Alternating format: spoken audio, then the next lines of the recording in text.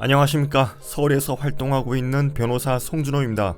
제가 지난번에 몰카 토렌트 파일 업로드가 음란물, 촬영물 6% 처벌, 무죄, 유죄 라는 제목으로 영상을 올렸습니다. 그 영상에서 구독자님께서 질문을 주셨는데요. 토렌트를 이용해 다운받는 중에 자동으로 업로드 되는 부분은 어떻게 되나요? 라고 질문을 주셨습니다. 해당 영상은 여기에다가 제가 링크를 걸어 놓을 테니까요, 한 번쯤 보시는 것도 좋을 것 같습니다. 이 영상을 보시는 분들은 토렌트 한 번쯤 이용해 보셨을 겁니다. 지금 여기 보이는 것처럼 토렌트 파일을 이용해서 영상을 다운받다 보면 다운받는 중에 자동으로 업로드 되는 거 한 번쯤 경험해 보셨을 거예요. 그럼 이렇게 토렌트 파일을 이용을 해서 음란물을 다운받는 중에 자동으로 업로드 되게 하였다면 이것이 정보통신망법 74조 1항 2호의 음란한 영상을 배포하거나 공연하게 전시에 해당하여 처벌되는 것일까요? 오늘은 여기에 대한 제 생각을 말씀을 드리고자 합니다. 먼저 제 채널 아직 구독 안 하신 분 계시다면 오른쪽 아래에 있는 빨간색 구독 버튼 꾹 눌러주시길 바랍니다. 따로 비용이 발생하지 않습니다.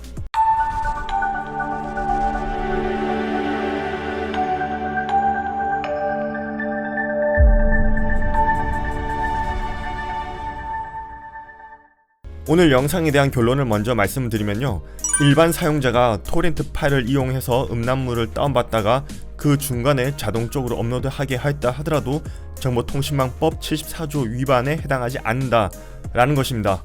2019년도에 토렌트 파일을 이용을 해서 음란물을 배포하다가 유죄 판결이 난 사건이 있었습니다. 해당 대법원 판결에 관한 뉴스 기사를 잠깐 보고 갈게요.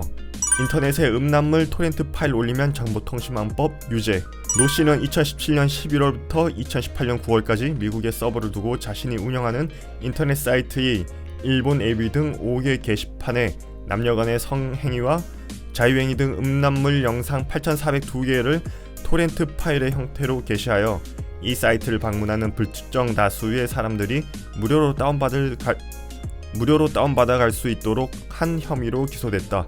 1심과 항소심 재판부가 모두 음란물 유포 유죄를 인정해 징역 1년을 선고하자 노씨가 상고했다. 이 사건에 대해서 결국 대법원에서 상고 기각이 돼서 유죄 판결이 확정되었습니다. P2P 환경에서 어느 정도 행위를 해야 음란물 배포 전시에 해당하는지에 관한 제 기준을 말씀을 드리고자 합니다. 기준을 말씀드리기에 앞서 이 토렌트의 작동 원리에 대해서 잠깐 설명이 필요할 것 같으니까 이 부분에 대해서 그림을 보면서 설명을 잠깐 드리겠습니다. 예전에 파일을 공유하는 방식은 서버 클라이언트 방식이었습니다.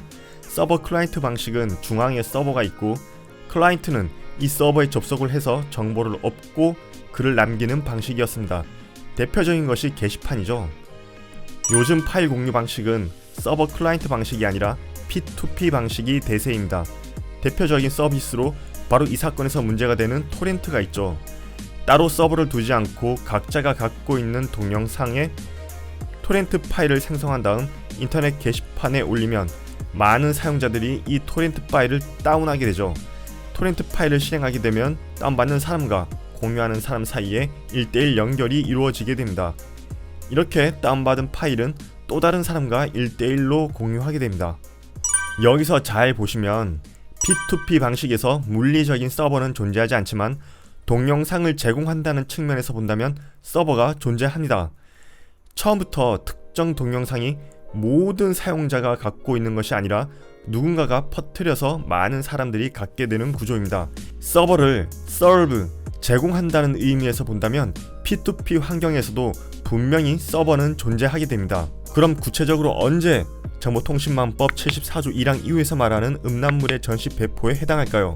현실적으로 음란물을 전시 배포했다고 해서 모든 사용자들을 다 처벌할 수는 없습니다. 그래서 구체적으로 언제 처벌되는지 제 나름대로의 기준을 만들어 보았습니다. 그것은 바로 신규성, 대량성, 오픈기간의 장기성, 적극성입니다. 먼저 신규성은 특정 음란물이 P2P 환경에 처음으로 공개되는 경우를 말합니다. 둘째, 대량성은 음란물이 한두 개가 아니라 여러 개의 영상이 P2P 환경에 공유되는 것을 말합니다.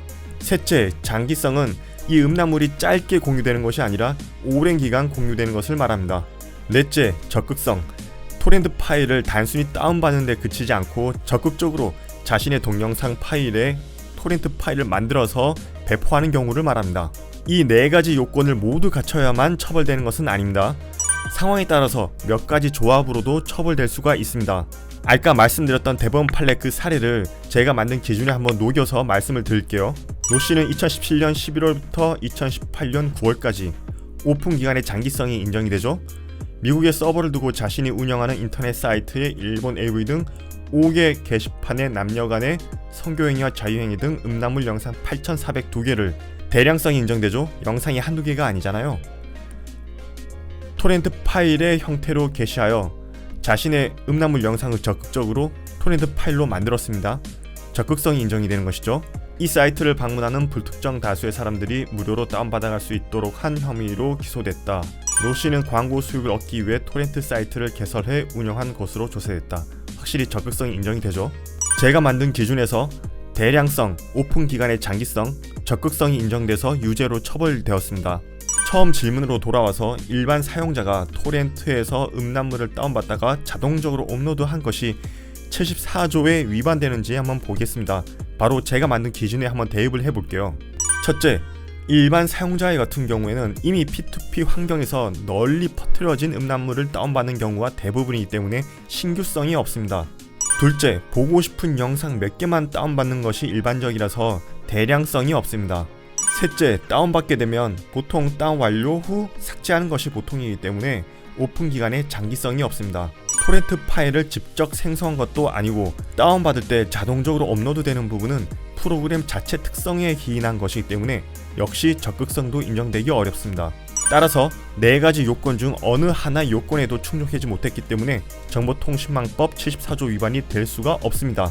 오늘 영상 여기까지 보셨다면 구독과 좋아요 꼭 부탁드리겠습니다. 저는 다음 영상에서 또 인사드리겠습니다. 좋은 하루 되십시오.